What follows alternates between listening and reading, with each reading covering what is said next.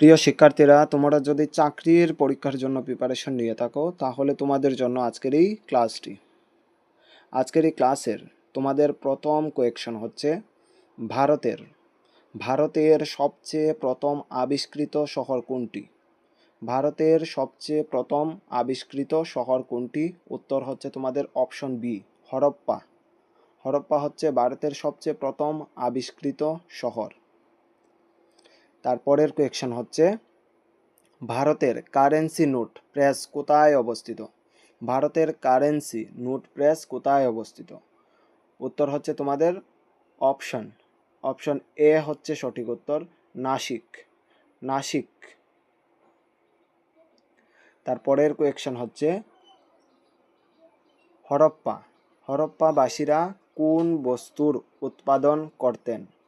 হরপ্পাবাসীরা কোন বস্তুর উৎপাদন করতেন? অপশন এ হচ্ছে সঠিক উত্তর, তুলার উৎপাদন করতেন হরপ্পাবাসীরা বা কার্পাস। তারপরের কোয়েকশন হচ্ছে আর্যরা ভারতের কোথায় সর্বপ্রথম বসবাস শুরু করেছিল? আর্যরা ভারতের কোথায় সর্বপ্রথম বসবাস শুরু করেছিল? উত্তর হচ্ছে অপশন সি হচ্ছে সঠিক উত্তর, সিন্ধু উপত্যকায় আর্যরা প্রথম বসবাস করা শুরু করেছিল। তারপরের কোয়েকশন হচ্ছে সবচেয়ে প্রাচীনতম বেদ কোনটি? সবচেয়ে প্রাচীনতম বেদ কোনটি? অপশন সি হচ্ছে সঠিক উত্তর, ঋগ্বেদ। তারপরের কোয়েকশন হচ্ছে ভারতের সবচেয়ে প্রাচীন পুরাণ কোনটি? ভারতের সবচেয়ে প্রাচীন পুরাণ কোনটি?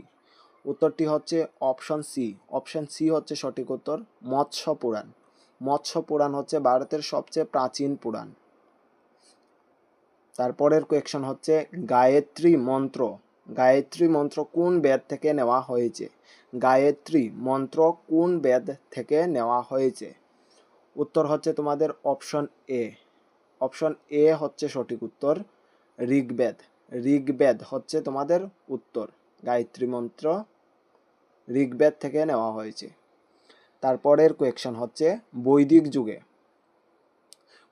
যুগে কোন ধাতু প্রয়োগ প্রথম লক্ষ্য করা যায়? বৈদিক যুগে কোন ধাতুর প্রয়োগ প্রথম লক্ষ্য করা যায়?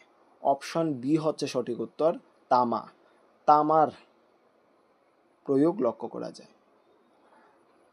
তারপরের কোয়েকশন হচ্ছে বর্তমানে কালীবঙ্গান কোথায় অবস্থিত? বর্তমানে কালীবঙ্গান কোথায় অবস্থিত? উত্তর হচ্ছে অপশন সি হচ্ছে সঠিক উত্তর, রাজস্থানে। তারপরের কোয়েকশন হচ্ছে লোহায় মরিচা লাগলে তার ওজনের কিরূপ পরিবর্তন ঘটে? লোহায় মরিচা লাগলে তার ওজনের কিরূপ পরিবর্তন ঘটে? উত্তর হচ্ছে অপশন এ, বেড়ে যায়।